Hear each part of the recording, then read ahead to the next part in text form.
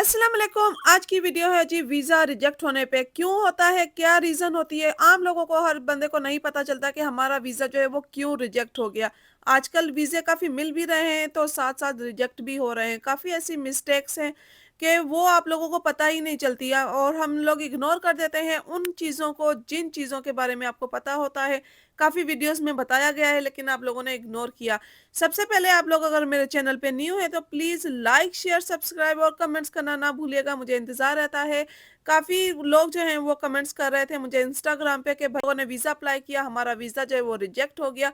कौन-कौन सी ऐसी ख़ास वजह है जो जिसकी वजह से हमारा वीज़ा जो है वो रिजेक्ट हो गया। सबसे पहली बात कि आप लोगों ने रिपीट नहीं करना, ये ना कहें कि मुझे कॉपी करना है, मैंने जिस तरह बोला है अब वही कर दें। हर बंदे का केस अलग होता है, डिफरेंट होता है, स्टोरीज़ बिल्कुल टोटली डिफरेंट होती है। हाँ, आप लोगों ने लर्न करना है, क्या चीज़ लर्न करनी है कि हम लोगों ने क्या-क्या करना है, क्या-क्या प्रोसेस ऐसा होता है जो हम लोग करेंगे तो उसके लिए हमारे लिए प्रॉब्लम्स नहीं होंगे।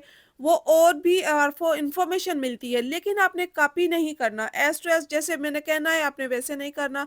हर बंदे का केस अलग होता है, डिफरेंट अलग होता है। सबसे पहले मैं बता दूँ ये मैं गई थी डॉलर ज़ोन स्टोर में, अमेरिका का ये जो मतलब कह लें कि गरीब लोगों का स्टोर है, वो ये स्टोर भी है डॉलर ज़ोन। यहाँ पे डॉलर चीज़ डॉलर की नहीं मिलती, लेकिन $1 से ऊपर ही मिलती है।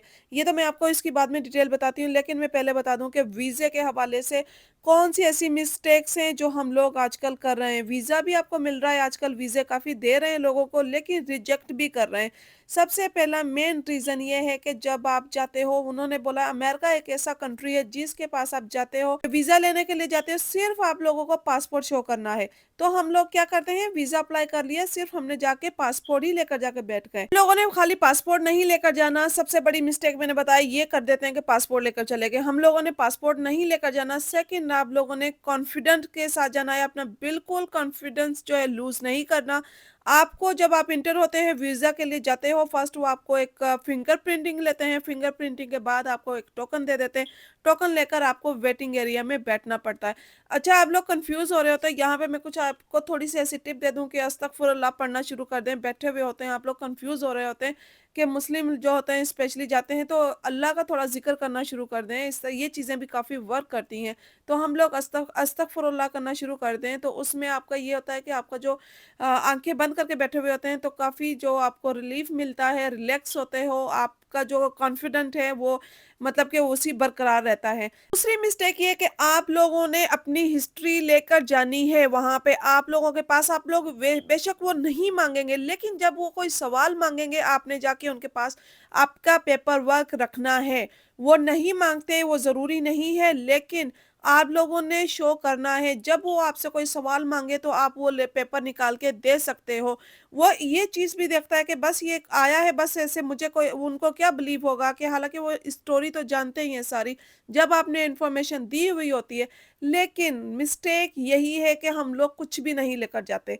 पेपर वर्क लेकर जाना बहुत ज़्यादा ज़रूरी है, उसमें आपने ट्रैवल हिस्ट्री की हुई होनी चाहिए।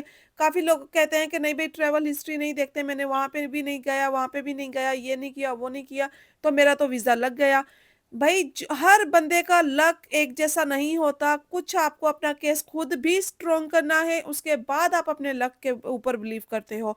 लक आप ये है कि आप अपने बिल्कुल कॉन्फिडेंस के साथ जाएँ, जब आप लोग विंडो में जाते हो बिल्कुल कॉन्फिडेंस के साथ जाएँ। कॉन्फिडेंस के साथ जाकर आपने आपका फ़ोल्डर जो है आपके पास होना चाहिए, उसमें आपका जो आपने ट्रैवल हिस्ट्री की है, आपकी इनकम है, आपकी जो भी आप किसी कंपनी में जॉब कर रहे हो, उसके ऊपर मैंने काफ़ी वीडियोज़ बनाई हुई हैं, आपको बताया हुआ है कि कौन-कौन सी चीज़ें जो होती हैं ज़रूरी होती हैं लेकर जाना। और अपने केस के हवाले से, जो आपका केस है, आप अगर विज़िट वीज़े पे जा रहे हो, टूरिस्ट वीज़े पे जा रहे हो, स्टूडेंट वीज़े पे जा रहे हो, किसी भी वीज़े पे जा रहे हो, किसी ने शादी पे बुलाया हुआ है, तो वो क्या कौन-सा आपको लेटर चाहिए होता है, वो सारे प्रूफ़ आपने लेकर जाने हैं। वो आपसे नहीं माँगेगा, लेकिन जब वो आपसे सवाल पूछेगा, आपने वो पेपर निकाल के उसको दिखाना है ताकि उसे पता चले कि हाँ भाई ये बंदा जो है वो थोड़ा कॉन्फिडेंट वाला है और उसको पता है कि किस तरह ये चीज़ें हैंडल करनी है। ये सारी चीज़ें आपने अपने साथ लेकर जानी है, बिल्कुल कॉन्फिडेंट होकर लेकर जानी है। उसके बाद आप लोग एक और मिस्टेक करते हो, वो ये मिस्टेक्स है कि आप लोग समझते हो कि नहीं भई हम लोग तो खाली वीज़े के लिए अप्लाई कर दिया और हम लोगों ने जाकर देना है, पासपोर्ट देना है और हम लोगों का वीज़ा लग जाएगा। ये जो मिस्टेक्स है ना, सबसे ज़्यादा ज़रूरी है कि आप लोग कहते हो कि ट्रैवल हिस्ट्री ज़रूरी नहीं है। ट्रैवल हिस्ट्री ज़रूरी है।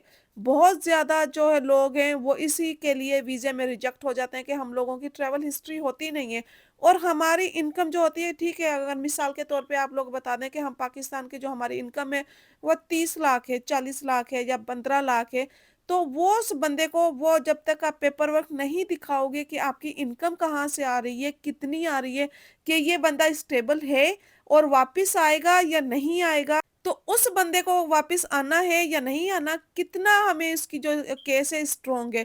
तो सबसे पहले आप लोगों ने ये चीज़ भी देखनी है, ट्रैवल हिस्ट्री भी दिखानी है और उसके बाद आपकी जो इनकम है, इनकम के ये इसमें सर्वाइव कर सकता है। अमेरिका के एक्सपेंस काफ़ी ज़्यादा हैं, ये इसकी इनकम यहाँ पे है, ठीक है, यहाँ तो ये चल गई, लेकिन ये इस इनकम में जितनी, मतलब मिसाल के तौर पे मैंने बोला है कि पाकिस्तान के हिसाब से 30 लाख है, 20 लाख है, 15 लाख है, कि वो यहाँ पे आके किस तरह सर्वाइव करेगा, इसके पास इतनी इनकम है। मेन रीज़न यही होता है कि आपकी जो बैंक बैलेंस शो करवाना होता है, कि उन्होंने देखना होता है कि इतना बैंक बैलेंस है, उसके ऊपर आप यहाँ पे सर्वाइव कर सकते हो या नहीं कर सकते हो। अगर नहीं कर सकते हो तो हमारी गवर्नमेंट के ऊपर आप लोग आके बर्डन बन जाओगे, बोझ बन जाओगे।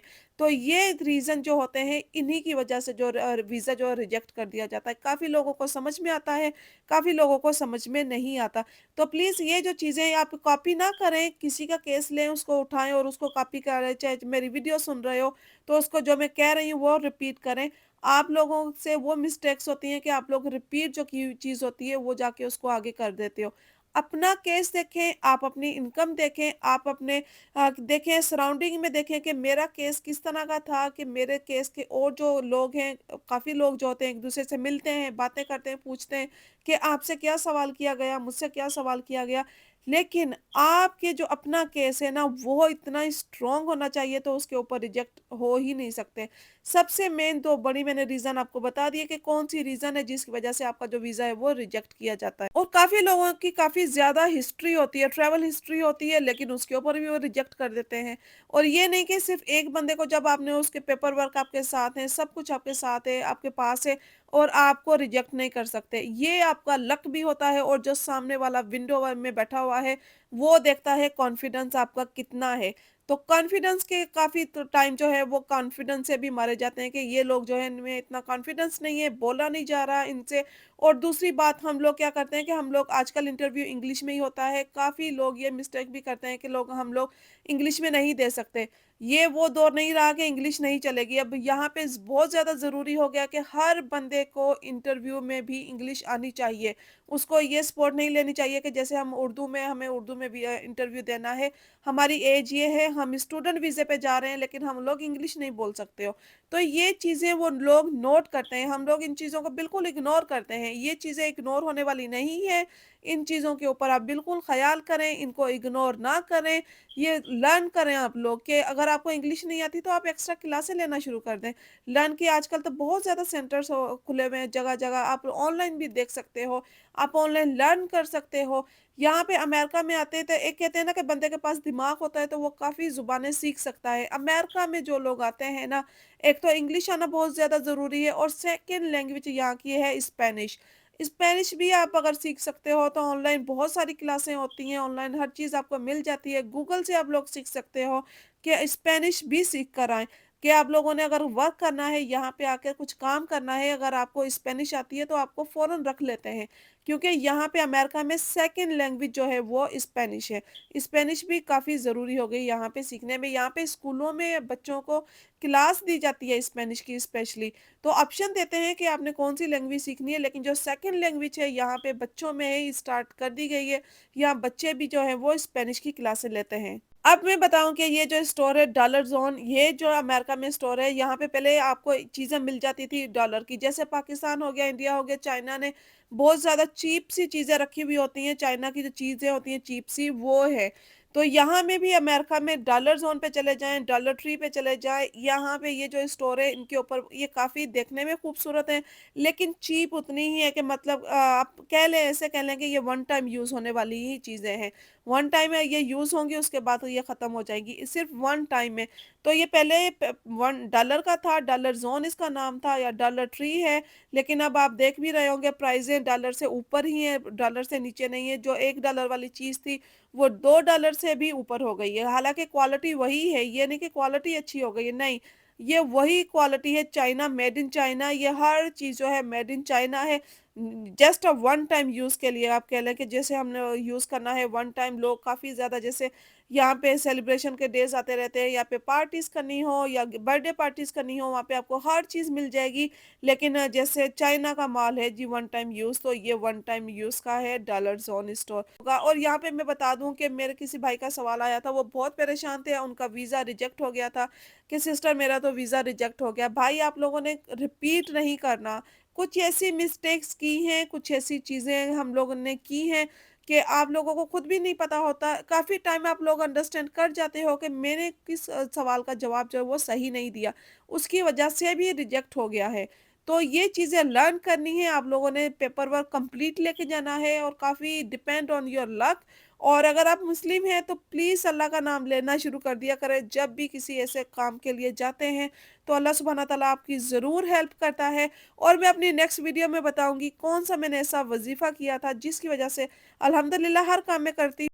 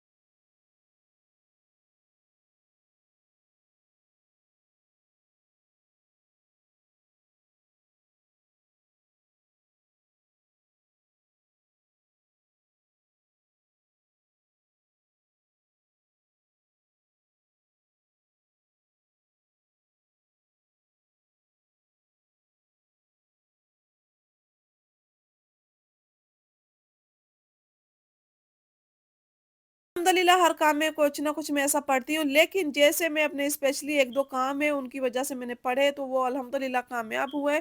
और इसके ऊपर भी मैंने सोचा है कि मैं एक वीडियो बनाऊँगी, मैं बताऊँगी कि कौन-सा ऐसा मैं वज़ीफ़ा आजकल पढ़ रही हूँ कि जिसकी वज़ह से माशाल्लाह से मेरा जो ये चैनल है वो ग्रो हो गया। तो पहले बिल्कुल डेड था, ऐसा कुछ नहीं था, लेकिन 2-3 वीक से माशाल्लाह से ये मेरा चैनल है काफ़ी मोनेटाइज़ हो गया, ग्रो हो गया, तो सब्सक्राइबर भी बढ़ गए, तो अल्हम्दुलिल्लाह वो भी मैं आपके साथ एक पूरी वीडियो शेयर करूँगी। ठीक है? तो आप थोड़ा-सा अल्लाह का नाम लेना, ज़िक्र करना शुरू कर दें, चाहे आप मेन हैं, चाहे वुमेन हैं। और मेरी सिस्टर का आया था कमेंट्स के काफ़ी बड़ा था कमेंट्स उनका, लंबा-चौड़ी स्टोरी है, तो मैंने कहा कि चलो कल मुझे लाइव आना है, लाइव में ही मैं सिस्टर आपको इंशाल्लाह आंसर जो क्वेश्चन था उसका आंसर दूँगी, क्योंकि काफ़ी ज़्यादा क्वेश्चन हो जाते हैं, तो फिर मैंने ये सोचा है कि जो मुझे इंस्टा पे भी करते हैं और जो मुझे करते हैं, मुझे यूट्यूब पे भी सवाल करते हैं, तो उनका मैं एक दिन रख लेती हूँ वीक में कि चलो मुझे कहीं जाना है वीडियो बनाने के लिए, उससे बेहतर है कि मैं लाइव आ जाऊँ और लाइव आकर उसी टाइम जो डिटेल में आंसर जो होते हैं उनके सवाल देना ईज़ी रहता है। तो वीडियो के टॉपिक्स तो काफ़ी डिफरेंट होते हैं, फिर उनमें इतना डिटेल में आप लोग को आंसर नहीं दे सकती हूँ। चलें अब मिलते हैं नेक्स्ट वीडियो में, होपफुली आप लोगों को मेरा ये ब्लॉग भी पसंद आएगा। ब्लॉग पसंद आए तो प्लीज़ लाइक, शेयर, सब्सक्राइब और कमेंट्स करना ना भूलिएगा। मिलते हैं नेक्स्ट वीडियो में, दुआओं में याद रखिएगा, तब तक के लिए अल्लाह हाफ़िज़।